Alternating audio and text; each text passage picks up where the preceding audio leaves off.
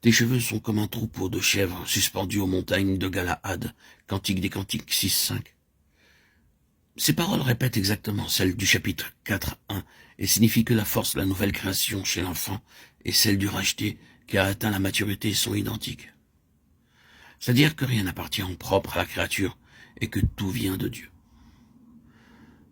Les chèvres escaladent les monts abrupts de Galaad et elles se nourrissent en des endroits où personne ne serait posé le pied. Ainsi, Dieu racheté toute sa force est en Dieu.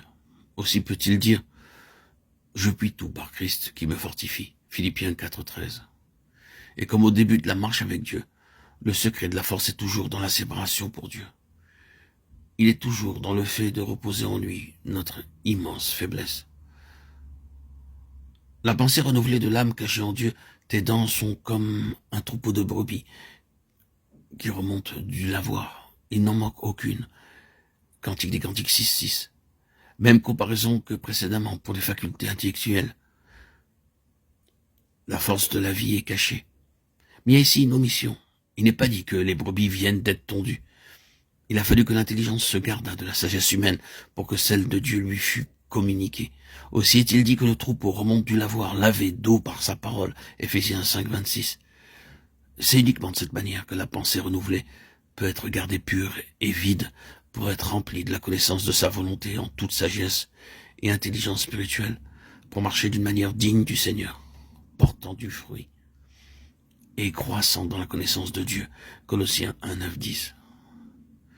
La gloire cachée de l'âme est unie à Dieu. T'as joué comme une moitié de grenade sous ton voile. Cantique des Cantiques 6-7. Les mêmes paroles sont dites au chapitre 4, verset 3. La vie nouvelle est une vie cachée derrière le voile. L'écorce rugueuse de la grenade cache la beauté intérieure du fruit. Et celle-ci est vue seulement quand le fruit est ouvert.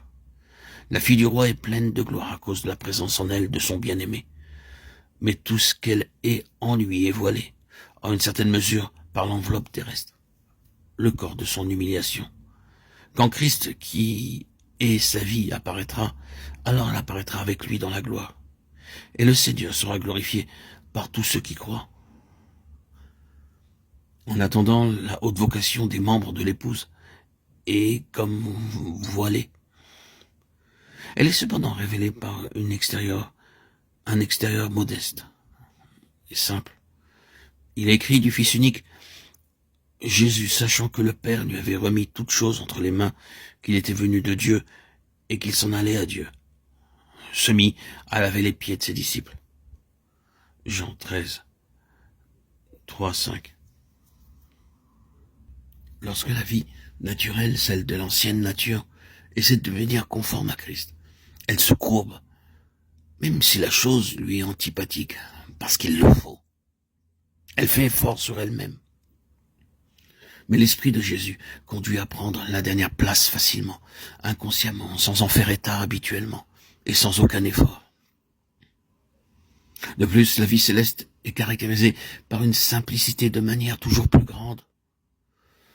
Tout vernis extérieur disparaît, car la transparence n'a pas besoin d'être couverte. La vie céleste est spontanée, sympathique, courtoise, non point par politesse, mais par l'effet de la grâce communiquée par celui qui demeure dans le sanctuaire du cœur.